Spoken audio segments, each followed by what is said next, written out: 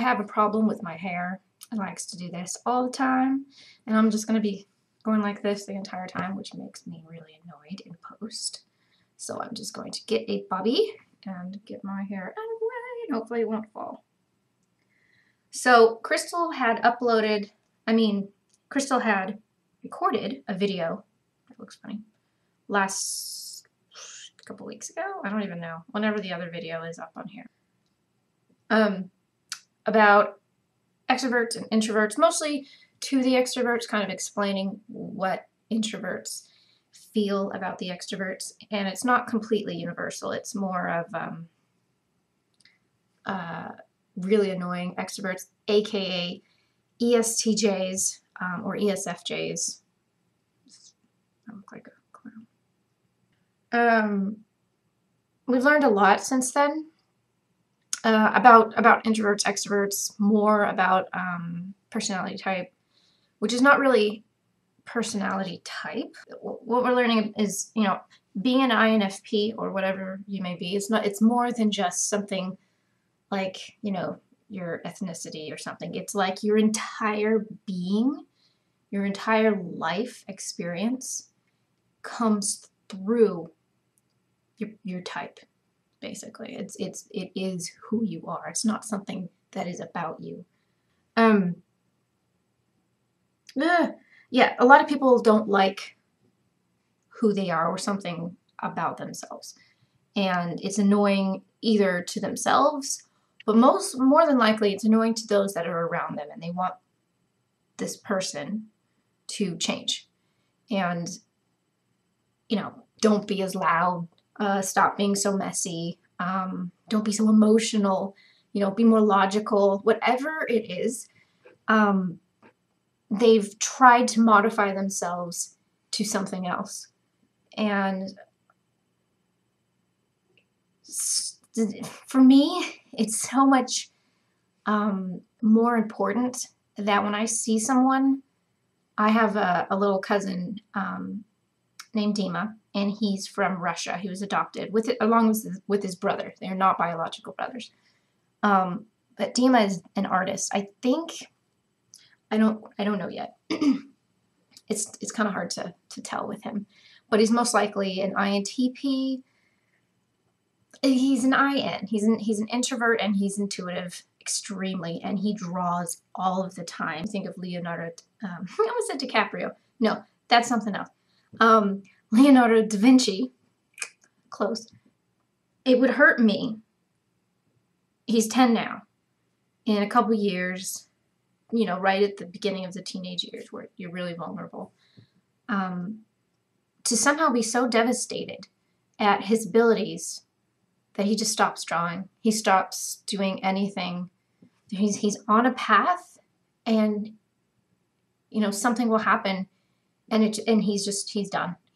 That's not him anymore. He has to be more, you know, down to earth. He needs to do better in school. He needs to do this. He needs to do that, whatever. And whatever he's becoming somehow is stifled and squashed and smashed. And it doesn't have to be at 12 years old. It can be at 30, you know, that this happens. And there's a choice, of course, of the person. But I just hate it when I see these people, even if you don't know what, you know, their qualities are or strengths and whatever, or of yourself, there's still some kind of idea about that. I guess what I'm saying is I hate the idea that people are told that they are not good enough, and you think of whatever your strength is, and it seems unnecessary in whatever job you're in or relationship you're in. It's in the way, and you're trying to change it, whether you're trying to be more outgoing or less outgoing, or more logical or more organized, fill in some kind of quality. That's all good things, but you can try and make yourself, whatever you are, better, especially better suited for, you know, a job that you may have, or, you know, whatever. If you're working with kids, you should have some type of compassion, you know. Do need to work on that, or find another profession. But, you know, if you're an INFP, do not try and be, you know, and an ENTJ, or, ISFJ, something that's similar but not, like there are some common functions to those that I just listed. They have things in common. You can kind of go be more like an ENTJ. Sure, I can do that. I've done it, but I can't become an ENTJ. I'm lying to myself. I'm not true to myself. And whatever I'm trying to be and trying to do will not be as effective, in the long run. Whatever your goals are, it will not be as good if you are not true to yourself, whatever your strengths are. If this is just a thing that I'm kind of learning for myself and for those around me, and it's where we are right now, kind of. And a lot of things are happening. Crystal and I was just gonna say this at the beginning, and then I did the whole middle bit. But we've meant to go places, and so you could see some really cool things. Totally missed autumn of filming. Whenever that first, I think it was September. That's a good question. I'm not gonna look it up because it's gonna make clickety noises.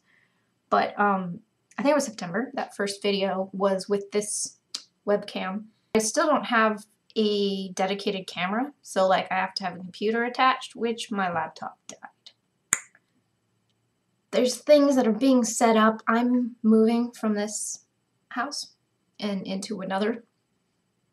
Crystal has a bunch of jobs that she's doing, and I'm doing studying, and all this stuff is happening at once, and so our channel has been neglected. There's not too much difference between the introvert and extroverts as much as you would think. Like an INFP, ENFP, a lot of things similar. As long as you're, a lot of the stuff is related. You like the same of the, oh God, I can't talk. You like the same types of things there. You're pretty certain to get along. Or even, an INFJ and an ENFP or something. Yeah. I've been talking for, oh my gosh, it's been 12 minutes. That is a lot of talk about extroverted thinking. I'm going to go and see if I can cut this down, maybe. We'll see.